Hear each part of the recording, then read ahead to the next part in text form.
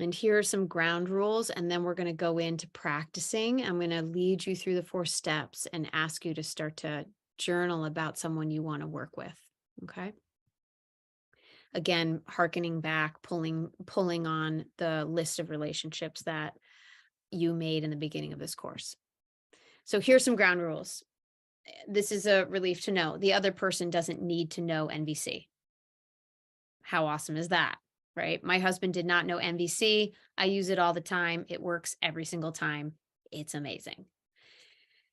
It's just as powerful to use it for your inner dialogue, to change whatever you're telling yourself. Like if you're being cruel to yourself, shift it and try NVC with you. That's a really good one. This is just, deserves being mentioned. In the rare case of actual physical or imminent danger, NVC should be paused to prevent injury or injustice. So that's just a simple one. If you need to protect yourself in a physical way, you don't need to use NVC. Feels obvious, but it's there for a reason to be said. Okay, let's drop into this one. I feel versus I think. I feel versus I think. Okay, feeling statement, I think statement. Here we go. If we have a phrase where I feel is followed by anything other than a feeling, we are thinking. Okay, I'm gonna kind of unpack that. I feel like you aren't listening to me. That's actually a judgment. Okay, you could say, I think you aren't listening to me. Like that's a different thing. I feel that they aren't actually going to show up. I feel that he's just punishing me. I feel like she did that on purpose. Okay, these statements are all about the other person. A feeling can't be placed on another person. It has to live over here with us. It has to live over here with us. If it's about the other person, it's just a judgment, and we can deal with that, right? That's okay. It happens. So instead of I feel that, or I feel like, you just say, for this case, let's say, I feel like you aren't listening to me. I feel lonely, right? I feel that you aren't going to show up. I feel anxious. Starting to get the feeling here, or the deeper ask. I feel like he's just punishing me. A feeling statement would be, I feel confused. Okay. Any questions about this so far? Are you guys tracking with me? You just write in the chat or thumbs up. Thumbs up. Okay. Good. You guys are taking copious notes. Good. All right. Beautiful. So one more ground rule is that there are things called pseudo feelings, and pseudo feelings are also judgments masquerading as feelings. So get the energy of these feelings like betrayal, being wronged, offended, disrespected, unappreciated, insulted. Like these are all experiences we have, but they place the onus, the blame on the other person, right? Like you betrayed me, you wronged me, you offended. You see, there has to be another person to fulfill that experience.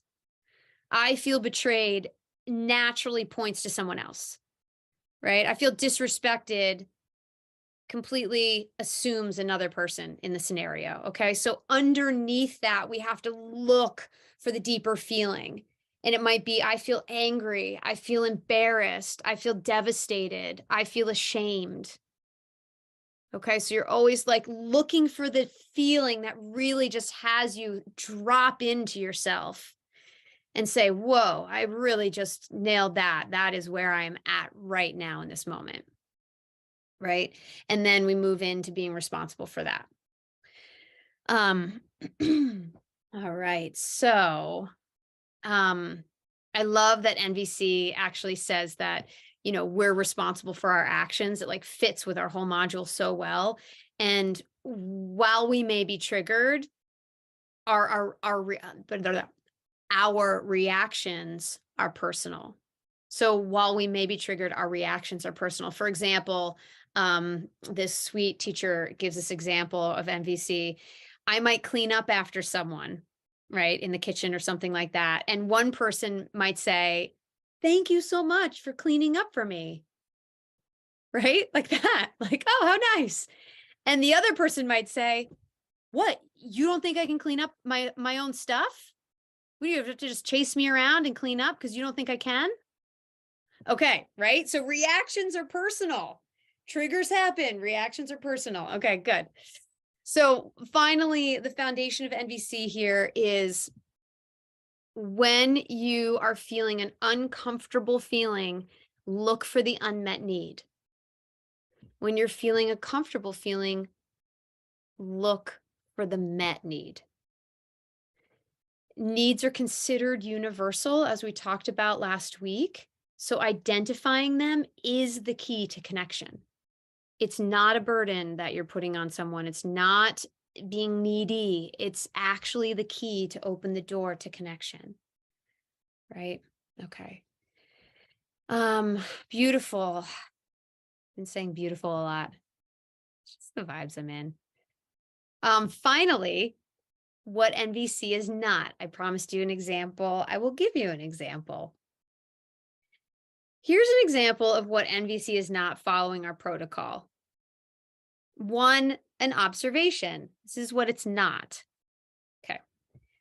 You're so lazy. All the dishes, you just left all the dishes in the sink. That sounds like an accusation. I feel like you just didn't listen to me. And I have a need for less mess and more thoughtfulness in this relationship. And I have a request for you to clean up. Okay. That is not what NVC is. Okay.